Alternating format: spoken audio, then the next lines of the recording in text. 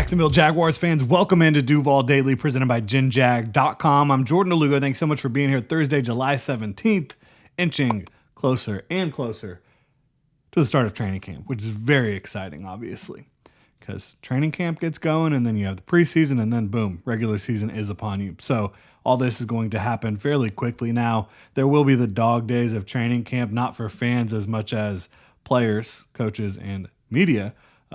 Fans, y'all get to sit up in the bleachers. You got the big ass fans above you. Go get some refreshments, all that good stuff. It gets hot out there when you're out there for days on days on days on days. But no place I would rather be. So I'm very excited for it. Right now, we're going to do a little bit of a rookie spotlight. How many rookies will make the Jaguars roster in 2025? How many rookies are going to be on this thing? It's definitely an interesting topic. The Jaguars did make a lot of draft picks this year despite trading away their second-round pick. They were able to maneuver in some other ways, and they had a lot of draft capital coming into the season. So definitely an interesting topic, and we haven't talked about the rookies a ton lately, so just something to kind of give a refresher on where the Jaguars are at with all their rookies. So we're going to dive into it. Really appreciate y'all being here. If you enjoy the content, please like and subscribe. You can also check out genjag.com/shop, pick up some new Duval gear. So obviously Travis Hunter is going to make the roster, and despite playing wide receiver and cornerback, he only counts as one player. So that is excellent for the Jaguars, the versatility, the skill, the talent, the athleticism, the work ethic, everything that Travis Hunter brings to the table. He's obviously on the team. He is one rookie we have talked about extensively. Caleb Ransaw is going to make the team, and all of this is assuming no I words, which we don't like to talk about. We don't like to predict anything like that. So, relative health being a factor here. Caleb Ransaw will make the team. Jaguars took him in the third round with their 88th overall pick. He has a chance to start. I think the Jaguars' best or highest ceiling outcome for their safety room is Caleb Ransaw starting, because while Andrew Wingard might provide more of a floor than a rookie, maybe a Darnell Savage provides more of a floor than a rookie, Caleb Ransaw's ceiling is through the roof. I mean, he legitimately has the athleticism and the talent to be a very, very good safety in the NFL because he's got good size. He's got really good athleticism.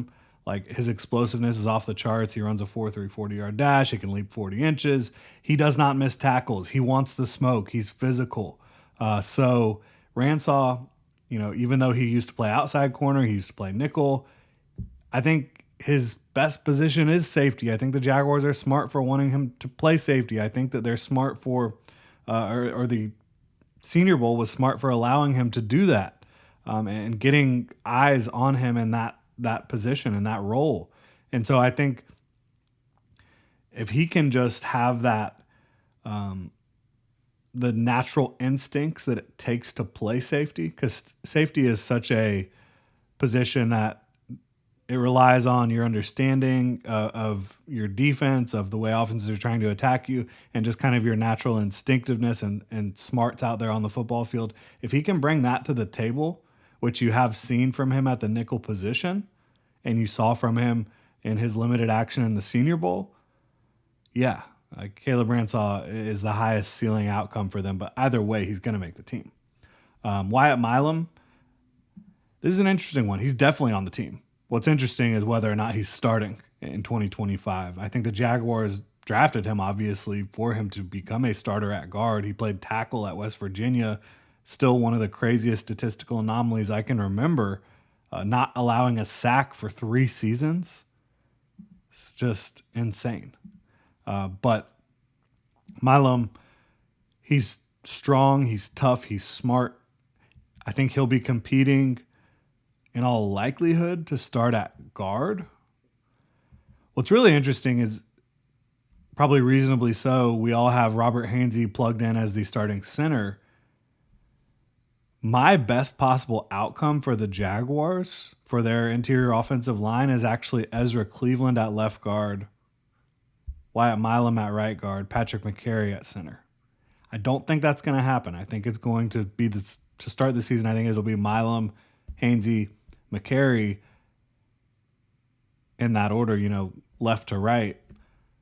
I just think that Milum has. I think when you talk about getting your best five on the field, I don't think Hainsey's one of their best fives. Assuming Milum comes in and does what I think he can do. But either way, Wyatt Milum will either be a starter in 2025 or critical depth. One of the two. Definitely a future starter in this team's eyes. Jack Kaiser, I think, is a player who the Jaguars, love the special teams ability. He is a four-core special teams player. B, someone who they think maybe can start at linebacker down the road because there's not a lot of, beyond 2025, Devin Lloyd is set to be a free agent following the season. Chad Muma is set to be a free agent following the season. You do still have Ventrell Miller, who will be around for at least another year, at least based on the contract situation. So there's not a lot of stability outside of Foye, and who knows what this organization wants to do at linebacker with Foye Lukin long term. We don't know. I would like for them to keep him around because he's a leader and he's a damn good football player.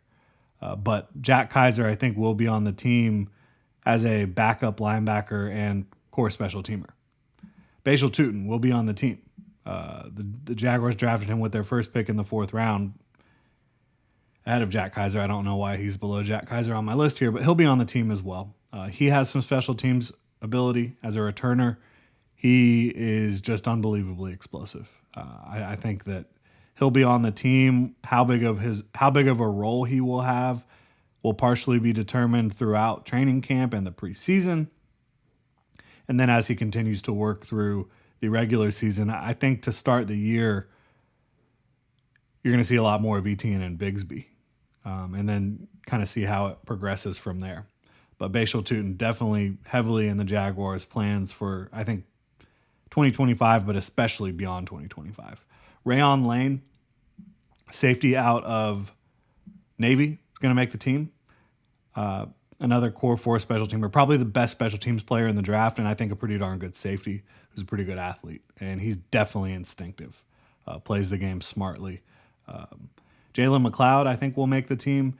He's in an interesting position. I think he will make the team, but the Jaguars, and he's like an edge / off-ball linebacker, which gives him an advantage over some players who aren't as versatile.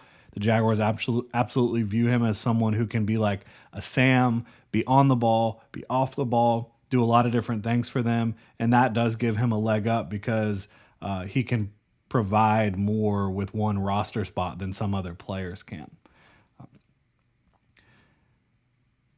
It'll be interesting, though, because there's some depth now when you're starting to look at this defensive front. Obviously, Josh Hines-Allen, Trayvon Walker, Emmanuel Ogbah, DeJuan Smoot comes in. They also signed Dennis Gardeck, who I think is a similar type of player to Jaylen Mloud. I think Yasir Abdullah is a similar type of player to Jaylen Mloud, although I like Mloud a little bit better for this current regime. Obviously, they're the ones that brought him in. And there's a lot of numbers at linebacker right now, too. So that's going to be interesting. But I think he's going to make it. I think he's a good football player. I think they're going to figure out how to keep him on this 53. I think that's smart because I think he can be somebody who is at least a good role player in this league. And then LaQuint Allen I have on the roster as well, the running back out of Syracuse, 7th round pick. He is a ready-made pass protector and pass catcher, 3rd down back.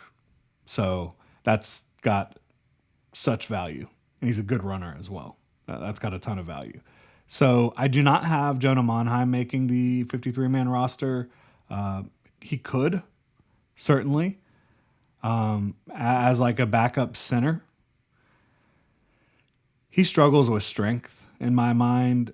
He also has, I don't think the Jaguars are a team that particularly worries about length, but if you do not have length on the offensive or defensive line, you have to have some other overwhelming traits that help you overcome that length issue. Jonah Monheim has historically short arms.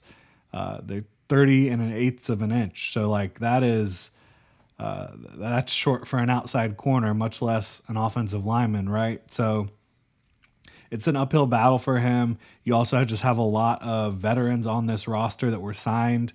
You also have Wyatt Milm, who's an interior offensive lineman who was drafted. It's going to be uphill sledding for him to make it, in my mind. I do think they'll try to keep him on the practice squad. And if he makes the roster, look, I mean, I think that definitely means Luke Fortner's not on the roster, which I don't have him making it either. But again, like, if Hainsey is the starting center, to me, the backup center should be Patrick McCary. Slide McCary over to center and get Wyatt Milm on the field with Ezra Cleveland. So that's kind of how I view this team right now, interior offensive line-wise. And then I do have 2 undrafted free agents making the team. One of them, actually, funnily enough, they're both from Oregon. Go Ducks. Patrick Herbert, Justin Herbert's brother, who is a talented player. Injuries kind of slowed down his development in college, and then you had Terrence Ferguson take over as like the star tight end at Oregon. But Patrick Herbert is a good blocking tight end, and he is, in my mind, potentially a plus receiving tight end. Like, he's got the talent. He's got to stay healthy, and he has stayed healthy relatively the last couple years.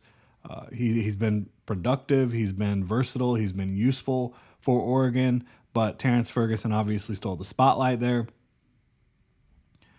I think Herbert can play, and the Jaguars want guys that can block and guys who, when called upon in the passing game at tight end, are not going to drop the ball, so to speak. I think Patrick Herbert fits that bill.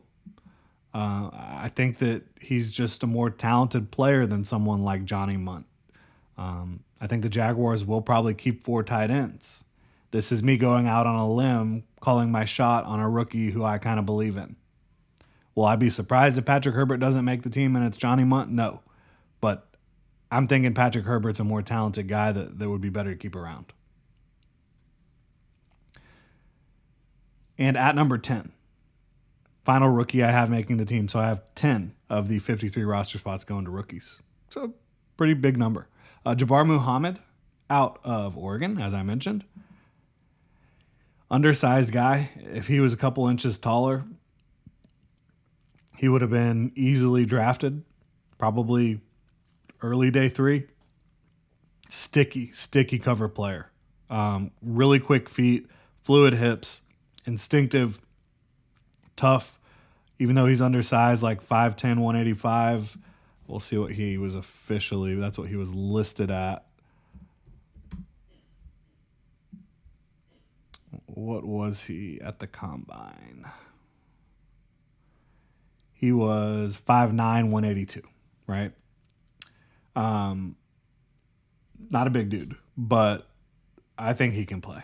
And one major difference, like, I want to compare him to a Darius Williams, right? Who the Rams drafted, who, Liam Cohen and James Gladstone had been around. But I don't think he has the same athletic profile, explosiveness as Darius Williams, who as an undersized guy really made it in the league and played really well for the Rams and the Jaguars. I just can't put that on him, but I can say as an undersized player, I think he has what it takes to make it as a back end of the roster player. Darius Williams had what it took to make it as a starter in this league. I think Muhammad has what it takes to make it as a back of the roster guy. Special teams is going to be critical for him. That's how I have it shaking out. 2 Oregon Ducks who I feel good about heading into training camp. Can't wait to follow them and the rest of the rookie class. Let me know what y'all think in the comment section below about the Jaguars' incoming rookies. And if you enjoy the content, please like and subscribe. Y'all have a good one.